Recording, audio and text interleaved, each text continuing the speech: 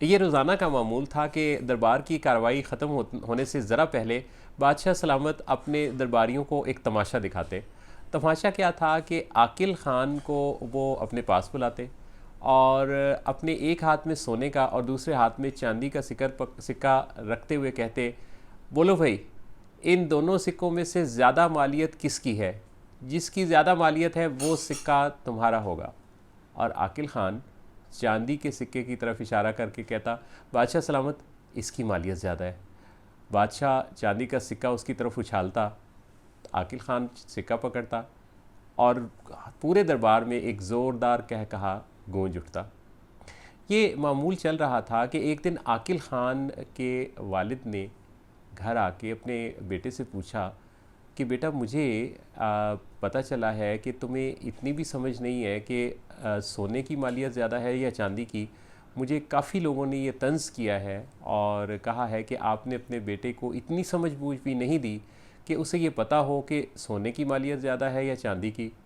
तो आकिल ख़ान मुस्कुराया और कहने लगा कि अब्बा जान, वाकई ऐसा ही है, मैं रोज़ाना चांदी का सिक्का ही ले आता हूँ, लेकिन मेरा फ़ैसला ठीक है। तो वो कह लेंगे कि फ़ैसला कैसे ठीक है? सोने और चांदी में से तो ज़्यादा मालियत सोने ही की होती है।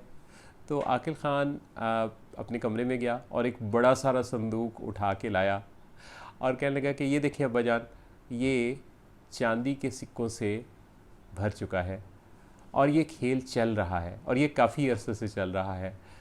बादशाह सलामत इस शुगल में है कि वो रोज़ाना मेरा मजाक उड़ाते हैं और सारे लोग हंसते हैं। अगर मैंने किसी दिन भी ये कह दिया कि सोने की मालियत ज़्यादा है तो खेल हो जाएगा ख़त्म, और अगर खेल ख़त्म हो गया तो ये सिलसिला भी यहीं रुक जाएगा। तो ख़वातीन हज़रात, बहुत दफ़ा हमारी ज़िंदगी में जो थोड़ा हो रहा होता है, हम उस पर मुतमिन नहीं होते या हम उसको कोई वेटेज नहीं देते, कोई अहमियत नहीं देते। हालांकि इस तरह के मुहावरे तो हमने बचपन से सुन रखे हैं कि थोड़ा थोड़ा मिलके बहुत हो जाता है या कतरा कतरा मिलकर दरिया बन जाता है। आपको पता है ये कॉन्सेप्ट कौन सा है? एक किताब है द कंपाउंड इफ़ेक्ट। अगर आप मौका मिले तो ज़रूर इस किताब को पढ़िए।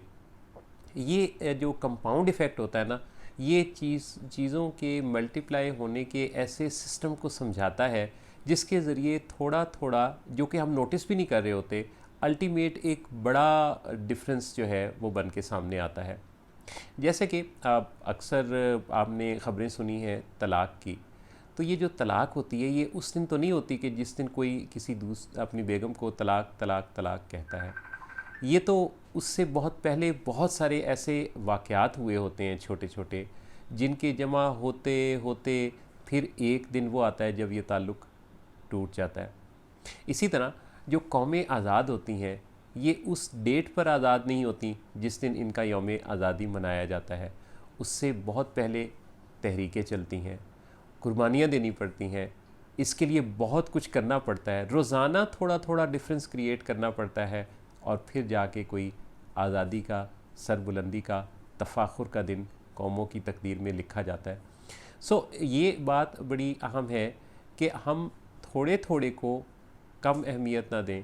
स्टूडेंट्स से मुखातिब हूँ, अज़ीज़ तलबा व तालिबात, आप भी अपने किसी भी दिन को जाने ना दिया कीजिए डिफरेंस डाले बगैर अपनी स्टडी में, क्योंकि जिस दिन आपका रिज़ल्ट आता है ना कि आज आप कामयाब इसमें हुए, इसमें नहीं हुए, इसमें इतने स्टार, या ये जो भी रिज़ल्ट्स आपके आते हैं, तो ये उस दिन की कारकर्दगी नहीं होती, ये पूरे साल की आपकी कारकर्दगी का ज़ाहिर है कि निचोड़ होता है। एक दिन, हमारी ज़िंदगी का एक दिन बहुत कीमती होता है, और उस दिन हमें ज़रूर ये हिसाब किताब करके सोना चाहिए कि आज का दिन पिछले दिन की निस्बत क्या फ़र्क लेके आया था, और आने वाला कल का दिन हमारे आज के दिन पर कैसे मुमताज़ और बेहतर होगा। मेरी दिली दुआ है अल्लाह ताला आपकी ज़िंदगी के हर दिन को रोशन, उजला, खूबसूरत और कामयाब दिन बना दे, और आप अपनी कामयाबियों के सिक्के गाड़ते चले जाएं। अल्लाह आप सबका हामी नासिर हो।